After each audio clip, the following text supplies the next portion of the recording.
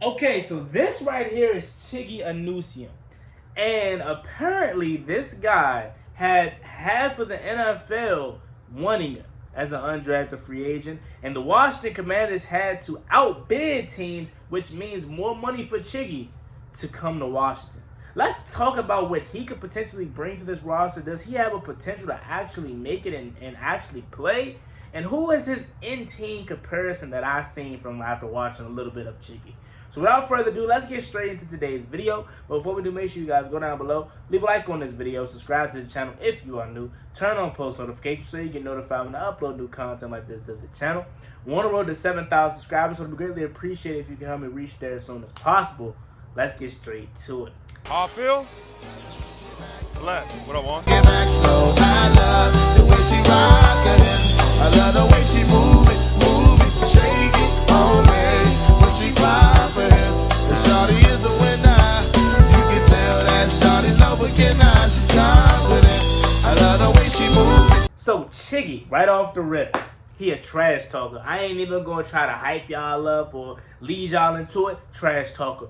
Big trash talker. Love to, get in the wide receiver's face. Love to make his presence known. He's going to make it a long day for you right off the rip. And I love that. We haven't had enough of those guys here over the years. Now, again, I don't want to overhype myself because I've done that in the past about undrafted free agents. I did it just last year about Mitchell Tinsley, and Mitchell Tinsley unfortunately didn't pan out to be nothing in the regular season. But preseason, training camp, he was lighting it up. The difference is here with CHIGOZIE, right? He's not going into a room that's crowded. Mitchell Tinsley was already going into a room that was crowded. Terry McLaurin, Curtis Samuel, Jahan Dotson. Obviously, we ended up getting Jamison Crowder later on. And just a whole bunch of other wide receivers that was already ahead of him. So, difference is with CHIGOZIE, we have a cornerback room that needs help. You know what I'm saying? We did just get Mike Sanders still from Michigan, but Benjamin St. Juice. We got obviously what's my dog's name? Emmanuel Forbes. Like we got people, but it's not an overfilled room as if he was going to like a wide receiver room. So he has an opportunity to make this roster, right? So CHIGOZIE, he is a 6'1", 200-pound, lengthy corner. Now he reminds me of a much faster, much more potential and upside Benjamin St. Juice. That's what I seen immediately. Now, I don't have a other team or NFL comparison for him.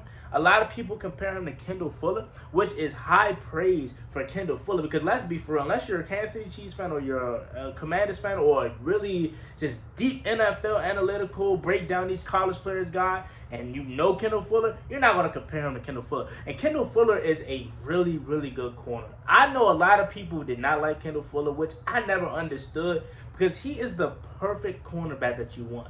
He's fundamentally sound, which is high praise for this guy, meaning coming out of Colorado State, he's fundamentally sound, right? One thing about Kendall Fuller that was also good is that he always made a good tackle, but he always ball hunted. One thing about Kendall Fuller that I love the most, again, it goes back to the fundamentals, is his tackles. Kendall Fuller rarely missed tackles. Unless I'm tripping, Kendall Fuller was always the one saving us. You know what I'm saying? One-on-one, it was rare that Kendall Fuller got beat in a one-on-one, tackle kind of tackle battle. Now, Kendall Fuller getting burnt down the field, that happens all the time. Like, okay, we know that. But I'm talking about one-on-one, trying to get away from Kendall Fuller, not really having it. Kendall Fuller, play rec, amazing. Remember the pick six that Dak Prescott threw to him? So high praise for me and for us. We should know this very, very well. If they're comparing him to Kendall Fuller, us as fans, we should know, all right, this guy, we should know what to expect from this guy. He's not the fastest, you know what I'm saying? But the lack of speed, he makes up with his length. But again, I compare him to a much better Benjamin St. Juice. Benjamin St. Juice, he's a lengthy corner, i.e. CHIGOZIE. He's not the quickest. He doesn't have the best ball skills down the field, as we know. Benjamin St. Juice could have had so many interceptions. Similar to CHIGOZIE. CHIGOZIE is not the best down the field. You know what I'm saying? He doesn't really turn his head around. Benjamin St. Juice, right? He's not the quickest. He gets beat down the field a lot, which is unfortunate because if you don't turn your head, you already know what's coming, right? PI, pass interference. We've been seeing it so much with Benjamin St. Juice, right? But the pros of the Benjamin St. Juice is underneath, shut down. Underneath, you ain't getting nothing on Chiggy. If he gets his hands on you, you're not going nowhere. If he turns his head, that's great coverage. Benjamin St. Juice is always in the perfect position, but if we can get BSJ to turn his head and just look back for the ball, he would probably be one of the best corners in football. No jazz. Similar to Chiggy. Now, Chiggy is an undrafted free agent, so there are some flaws with him. So he definitely isn't, necessarily a guy that you would expect to come on and make a day one impact. But don't be surprised if that happens because he's not super raw, right? Again, let's not forget this guy had people bidding for him. Half of the NFL wanted Chigozie Anusieem. So again, as I see when I turn on the film, I see a guy that gets in the face of receivers, that challenges the receiver, that can make a play on the ball when he's paying attention, right? He gets, again, similar to Benjamin St. Juice, too mixed up with, wanting to just take out the receiver that he kind of lacks what's around him. Like, he's so focused on trying to just either knocking the receiver out of play or making up for what if he get burnt off the line, he's trying to make up for, catching up with the receiver. Like this, he's trailing the receiver and the ball is thrown and he doesn't have his head turned around, pass interference. Similar to, again, BSJ. So it's a little bit of some things that he needs to fix, but for the most part, I see on film why they want to use him and why they wanted to pay him all this money to bid him away from other teams and why other teams were so fixated on getting this guy. 6'1", 200 pounds. Now, again, this guy has a potential to be an outside corner. I'm not really sure if he's a slot guy. I doubt it at all, with him not being the fastest. But he's a guy that challenges your number one receiver. There at Colorado, he was challenging, Colorado State rather, he was challenging the number one receiver. He does not shy away from a battle.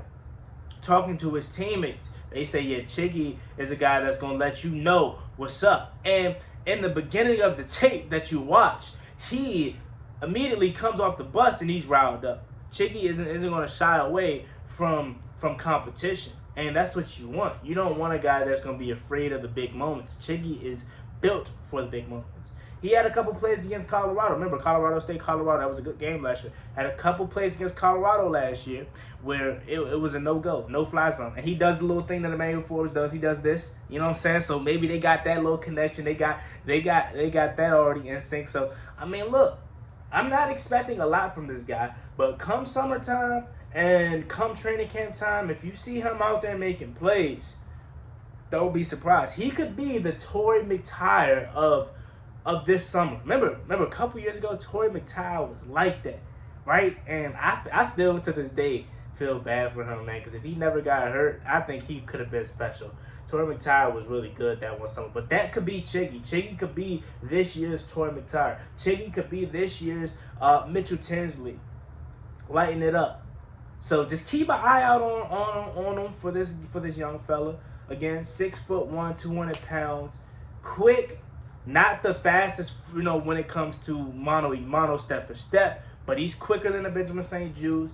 He, has much more potential than Benjamin St. Juice. He's physical. He's not afraid to get in, make a tackle. He's not afraid to go in and challenge your number one receiver. I love it. Again, watch his film if you haven't already. He gives me a lot of good similarities to Benjamin St. Juice. I don't care what y'all say about BSJ. I really don't. I know he had a down year last year, but BSJ, he has potential to be really good. And that's why I'm comparing him to him. They are NFL analysts comparing him to Kendall Fuller, and Kendall Fuller's good too.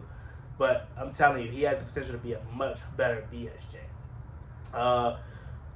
Hey, maybe we got us one. You know what I'm saying? But it's a low risk, high reward kind of thing. And I would rather go out like that, you know what I'm saying? Paying him, was it like $300K or something extra to come here? I'd rather take that shot than live with the regret of not going out and getting them or allowing other teams to sign him away. And he had options. He had options, right?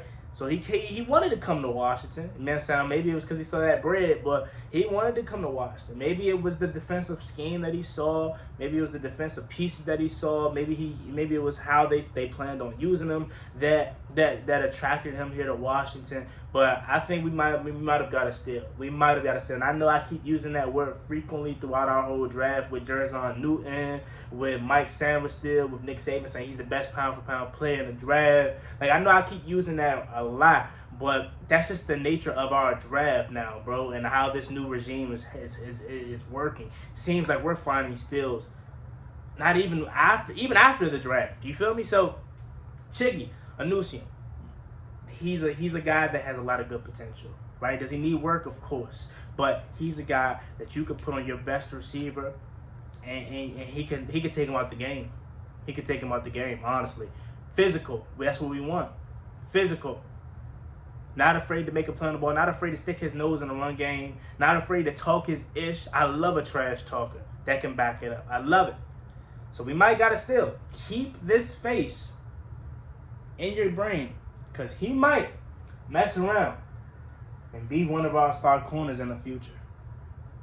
CHIGOZIE, everyone. CHIGOZIE. Let me know what y'all think about this video in the comment section, though. As always, it's me, boy Juan Gotti. Just a quick little video talking about CHIGOZIE. I personally didn't make the video when I first found out about it, because I wanted to learn a little bit more about him so I could talk to you guys about him and learn a little bit about what it is that he brings to the table. Again, trash talker, physical corner, the guy that has potential to be a Kendall Fuller, which in my opinion is perfectly fine. Is that elite level? Nah, Kendall Fuller's not elite, but he's the perfect corner that you can build with for the next couple years.